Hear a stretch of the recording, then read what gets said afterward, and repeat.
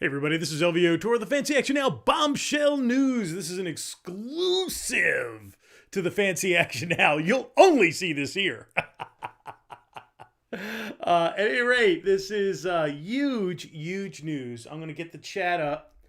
So the fancy chatters, I was given heads up, credit where credit is due, while I was relaxing and contemplating my own existence.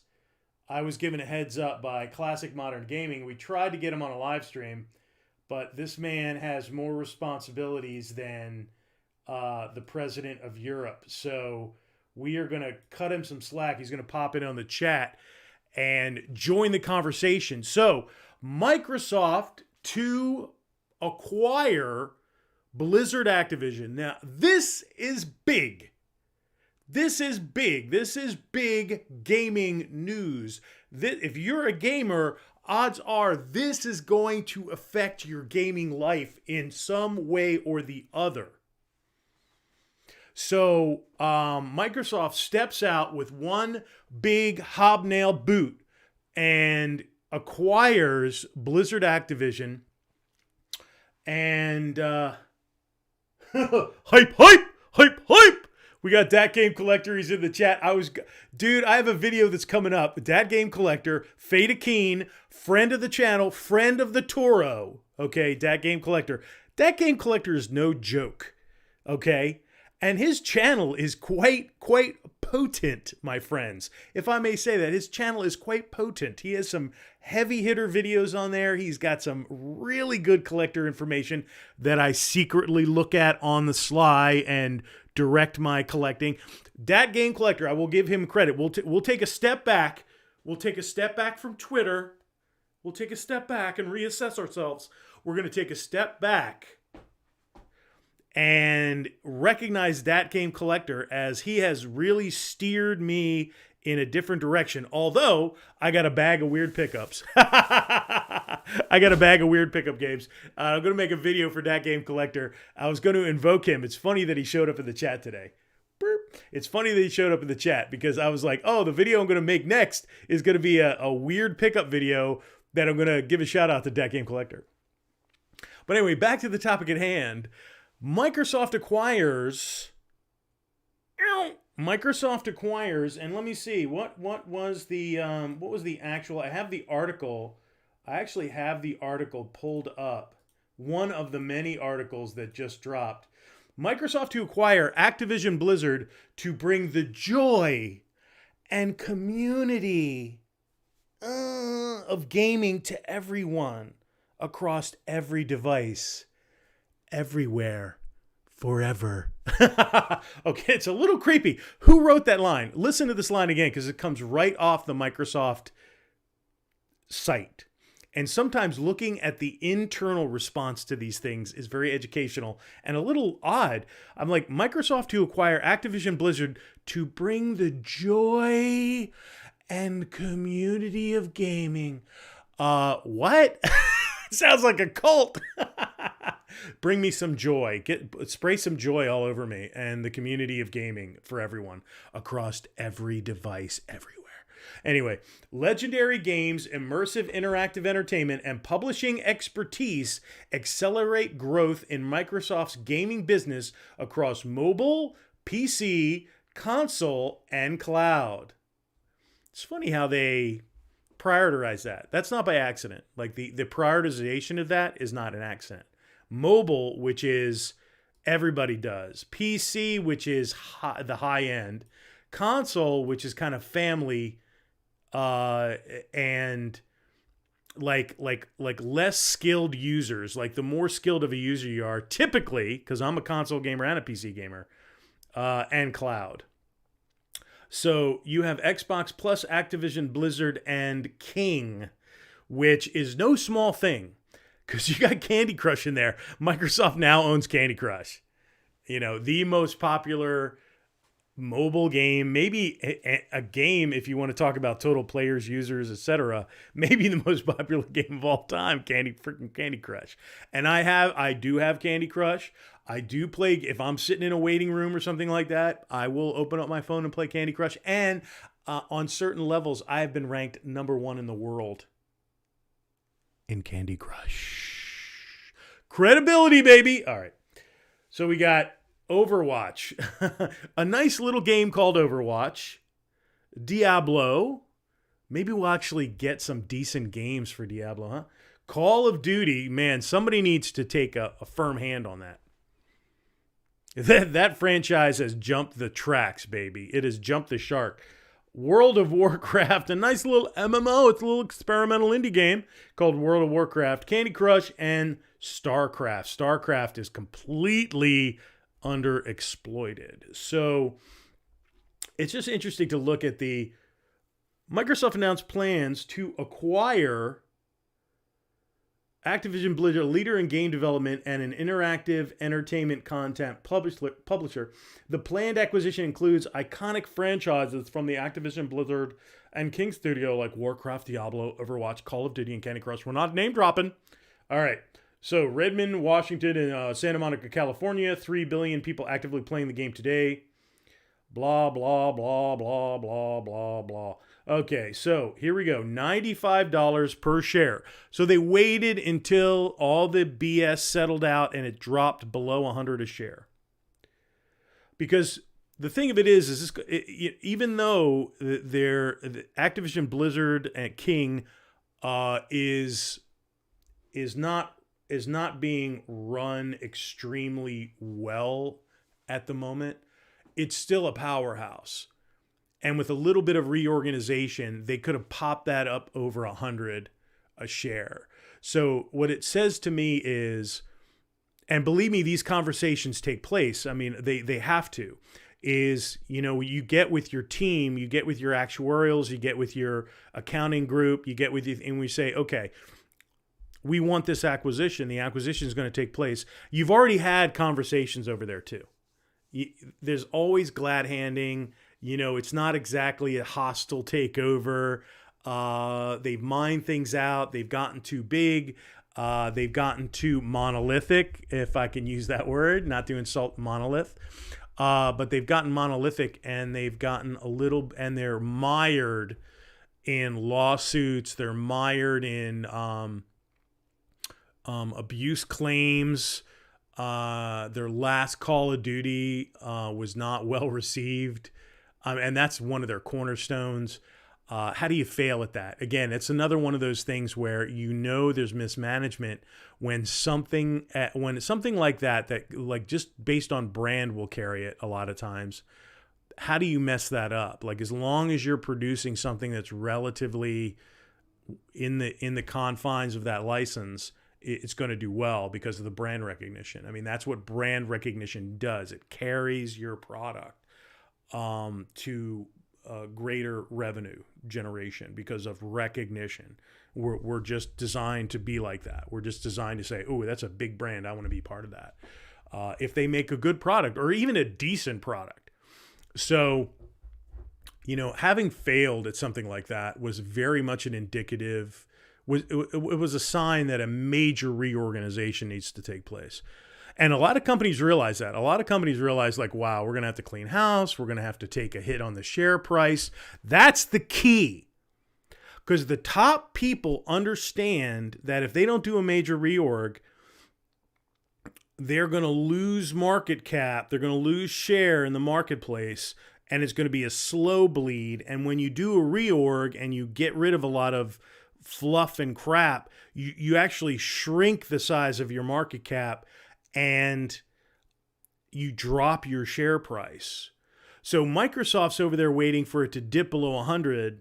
Activision Blizzard's like, well, do we want to do a major reorg where we slice staff and we close down franchises or studios, and we have to do this major reorg and clean house, and we got to get rid of Kotick because he's a ridiculous cartoon character at this point, a billionaire, but a cartoon character. And there would be so much turmoil that the share price would fall down to a more realistic place. So it would be, and you might not come out of that reorg and field some product for years. So that share might drop down to 50. That share might drop down to 60, 70, whatever. It's going to fall, bounce, and then level off and then creep back up if you make the right decisions and you build those brands back up. But that takes years. So what these people want to do is they want to cash out quickly while the share price is still floating above where it should be, to be honest. But the power of the brands are keeping it afloat, because there's still the confidence that these major brands will generate revenue. And before that confidence is completely destroyed and that share price drops, Microsoft waited, it dropped below 100, and they're like, get it. Go ahead and buy it out. Buy them out, because they just want the brands. They want the brands, baby. I mean, they're going to hold on whoever they want to hold on to, but they want those brands, man. They want to put that in their book. And Spence, I hope, Spence, if that was your brainchild, bro, good move. Good move. Take those brands over and do something decent with them. And Kotick is just an absolute, I don't know what to call him. I mean, he is an absolute like emperor with no clothes, bro. I mean, he's getting to be reviled. Okay, he's getting to be reviled by his own company, his own staff, and by the community at large. So he needs to go. I mean, he needs to go bye-bye. And that's what, again, that's what, sometimes, these people have such ironclad contracts. You have to do something dramatic like a sale or a massive reorg or, an action of the board or something like that to get this done. But wow. So you've got these major hitters. You got Microsoft stepping up, grabbing, let's pull the chat back up. Oh, well, we got Classic Modern Gaming. Boom! Classic Modern Gaming. What a great gamer. What a great guy. What an old schooler and a mic ruler. This guy is holding up his family, his house, his whole thing single-handed. All right. And, he, massive knowledge of games, an excellent collector. He's to me, he's a bit unsung, a little bit like That Game Collector, although That Game Collector definitely has a presence. He definitely has a presence on YouTube and in gaming media. He's definitely a figure out there in that situation. Classic Modern Gaming, he's up there. He's up there in his knowledge, man. He's up there in his knowledge and his collection, and he is absolutely respected by his peers. That like me, Phil Berto, That Game Collector, and others. Vinny Corleone. It's like so. So he is a very, very much an astute collector.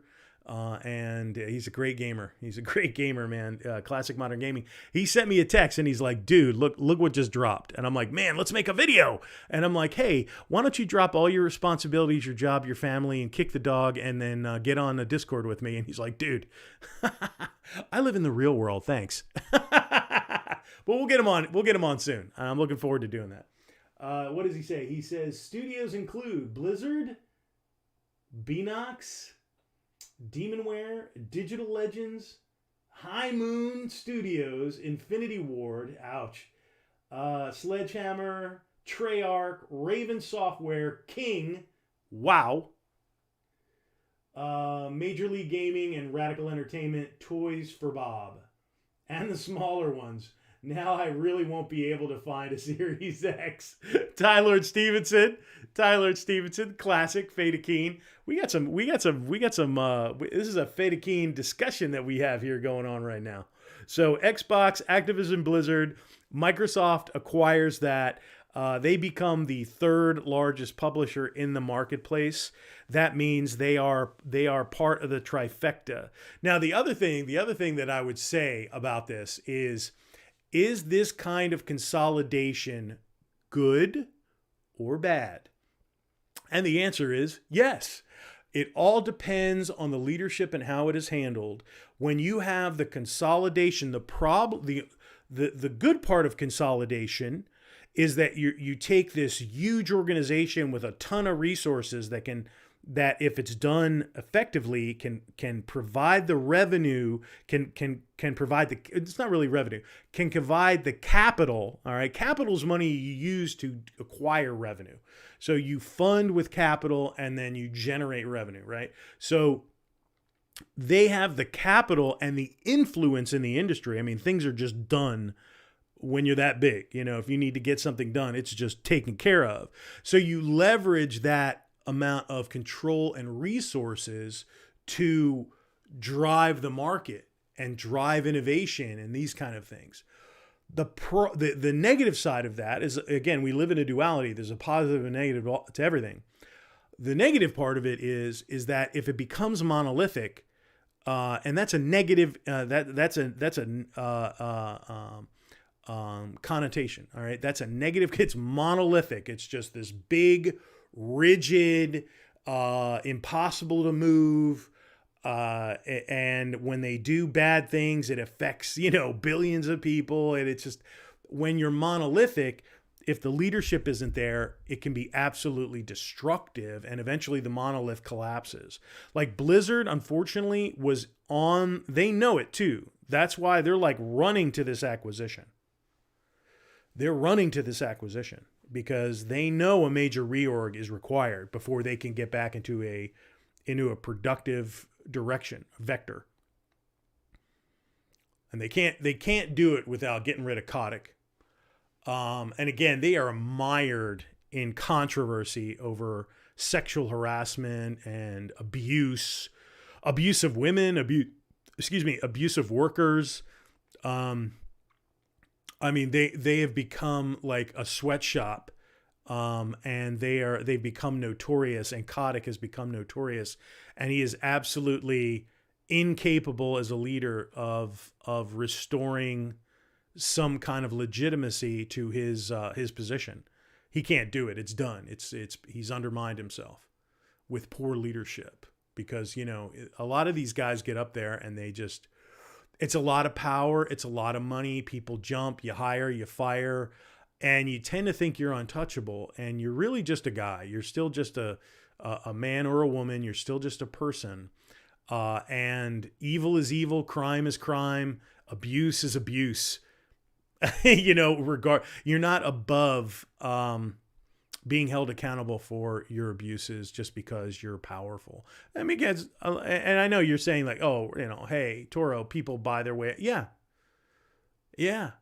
I mean, it happens, but eventually you can't be a public company and continue to act like you're some kind of Caligula, like you're some kind of decadent Roman emperor that can just and again, Caligula got killed. He's one of the most powerful men in the empire, in the known world, and he was killed by his own guards. Okay, because he was such a piece of crap. He killed his own mother. I mean, he was just a bad piece of crap. And eventually it caught up with him.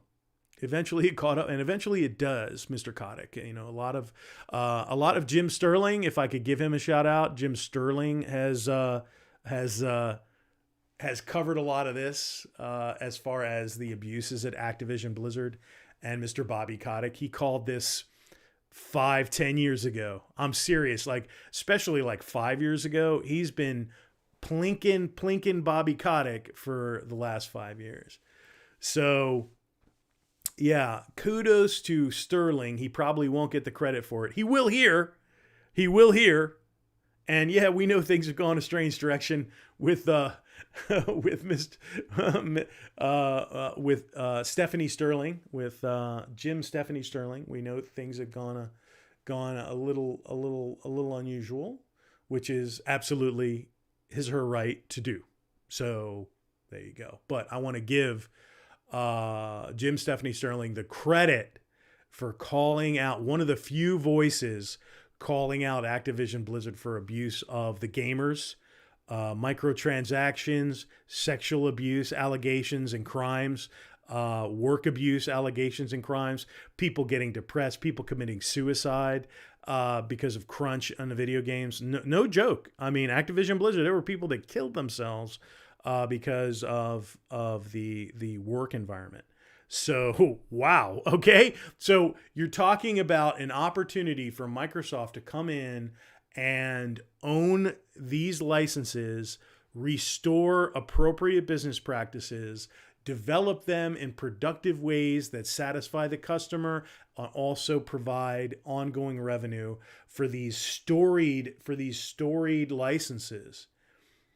Right? They deserve. It's sad when a brand languishes, or a great brand that people love, when it languishes or it's misused, or not given its due. I mean, it's regrettable. I mean, it's regrettable. In the gaming world, we see it. We see. I mean, if you're a gamer for any length of time, EA, you know that takes place, and that can be very disheartening. So, I just want to say thanks for Classic Modern Gaming for calling this out. I definitely did want to commentate on that. This kind of consolidation under Microsoft, I think, is going to be good in the short term. Whether it's good in the long term, we will have to see if that is going to be good in the long term. We don't know until we see what we do. Right now, they've got a good leader. They're in a good direction, and they're consolidating. They're going to become a huge powerhouse that's going to absolutely dominate gaming at this point. So it's no joke now. I mean, you could say, oh, Bethesda, and that's great, and that's a very powerful acquisition. Not like I mean, this is even bigger. I mean, this is a monster. I mean, I think Bethesda ultimately will, and ZeniMax will generate, probably, it may generate equivalent revenue. It may not. It's, believe it or not, Bethesda still kind of has niche products, but Activision Blizzard, wow, man, they can resurrect brands. And I think it was Classic Modern Gaming that said they've been producing games since the 2600 days, Atari 2600. And how many licenses do they want to resurrect? I mean, it is a very rich, fruitful book of business. So very excited to see what this does. Game Pass is going to be just a monster. I mean, again, Game Pass is going to be yet again is going to be one of the smartest buys in gaming. I highly recommend Game Pass. I highly recommend you pick, even if you pick up like an Xbox One cheap just for Game Pass and just have Game Pass for $15 a month. Totally worth it. Totally worth it. So let me see. Let me finish up in the comments and see what else we got here. If Xbox side of Microsoft lets them work as freely and financially as they seem to be doing with who they currently have, it could make happier developers and better quality allowed to take chances. Hopefully. Well, here's the thing. I don't mind hard work, and I don't mind pushing a team to work hard. Back in the day as a marketing manager, I managed almost 200 million in business for a multi-billion-dollar company. And I had a very lean, mean crew of 3 reports and a administrative assistant. And with that staff, with myself, and I was the guy. I was one of those managers that worked as hard or harder than my staff did. I stayed the late hours. I would work 60, 70, even 80 hours during really peak times. I worked in a live television environment, and it was very boiler room.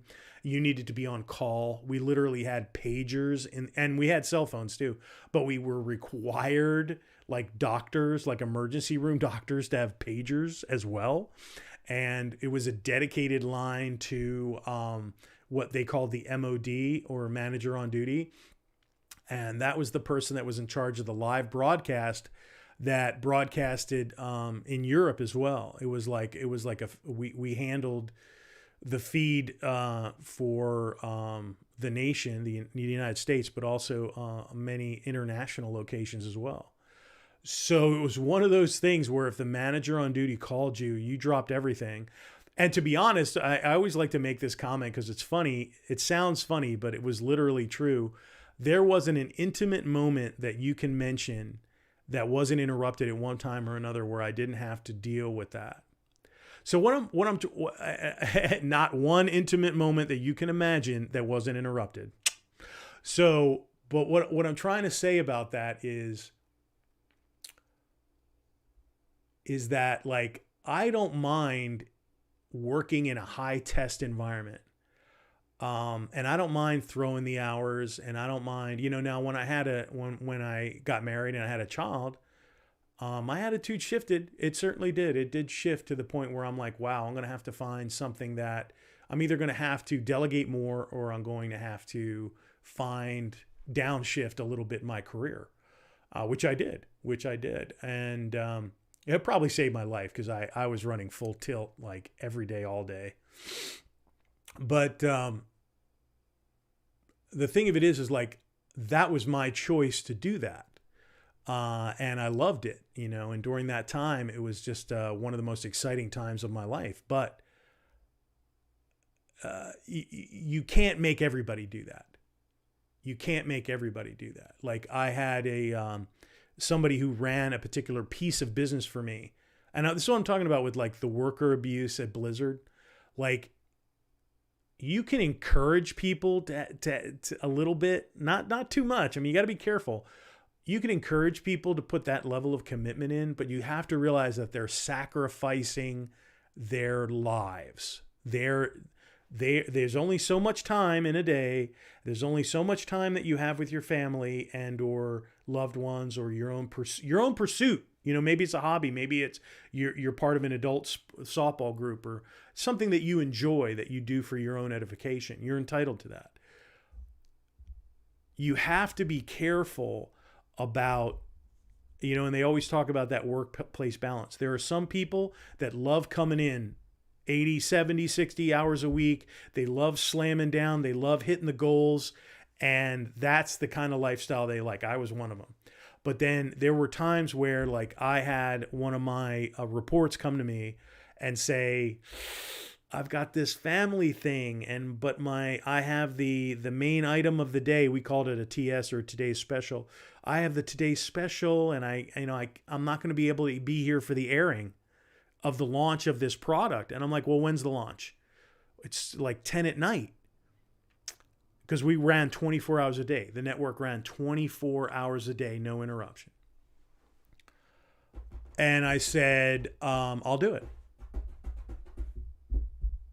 Yeah, but that's not you're not supposed to do that kind of thing. I go, I don't care. You go do your family thing. I will be here for the launch. Because they wanted somebody downstairs, the MOD, and more importantly, the personality and the business owner of that particular product wanted somebody on set right there to deal with anything that might happen for the launch.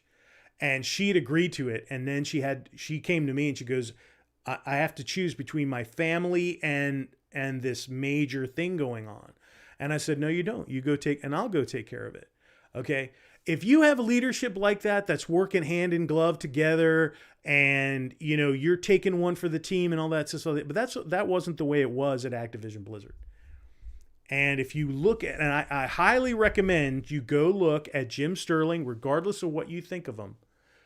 Go check out Jim Sterling's video on Activision Blizzard working practices and crunch, and you get actual testimonials from employees, and you get to understand, like, exactly how harsh that work environment can be. And it definitely lapsed from excessive and into abusive.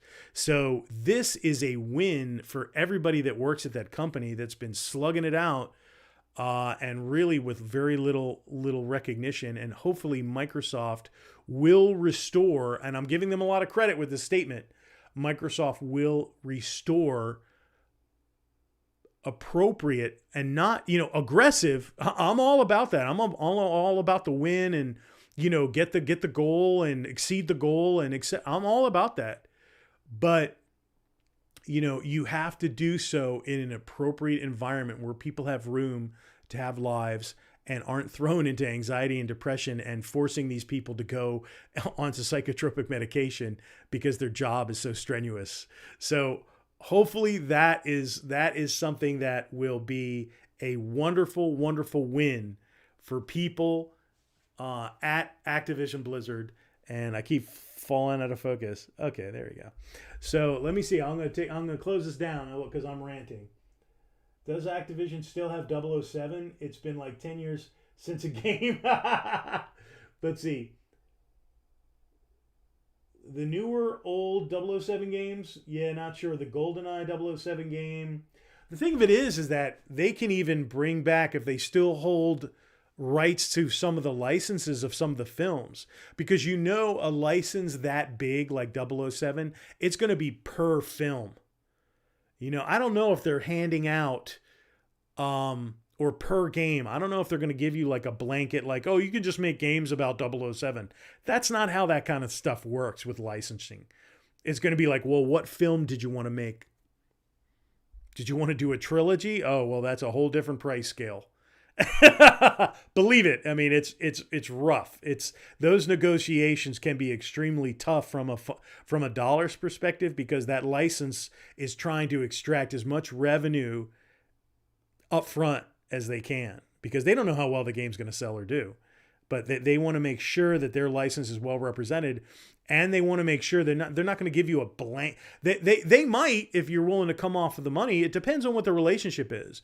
If they give you like something like 007, Golden Globus, I guess it was, just gives you a blanket license, that's really nice. Again, with licenses that are that big, it doesn't usually work like that. Like, you can have a deal with a license like Disney and say, okay, we want to make 3 games. This is what the games are going to be. Rarely are they going to give you just like, oh yeah, go ahead, make 3 games. Have a good time.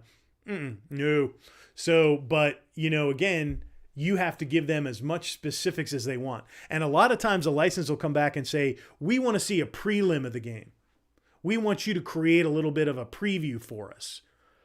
If you want the deal, you go and do that. It's like, so, and they, okay, well, we're happy with this. We like where this is going. And when you have a final product that's ready to ship or ready to press, then you come and let us test it. So again, there's a lot of stuff that goes on like that. So, but anyway, yeah, I'm excited to see what comes out of that freaking vault. So, shout out to Dat Game Collector, Classic Modern Gaming, who dropped this on my phone and inspired me to come make a video. Also, Tyler Stevenson, Fada Keen, the old schooler, the mic ruler, the chat ruler, baby. Tyler Stevenson. All right, so we're gonna kick it off. We're gonna kick out. We're going to peace out, just like Frosk from G4. If you don't like it, don't watch it. Peace out. That's my Frosk imitation. Have a good one, everybody. Buy an Xbox One or a Series X and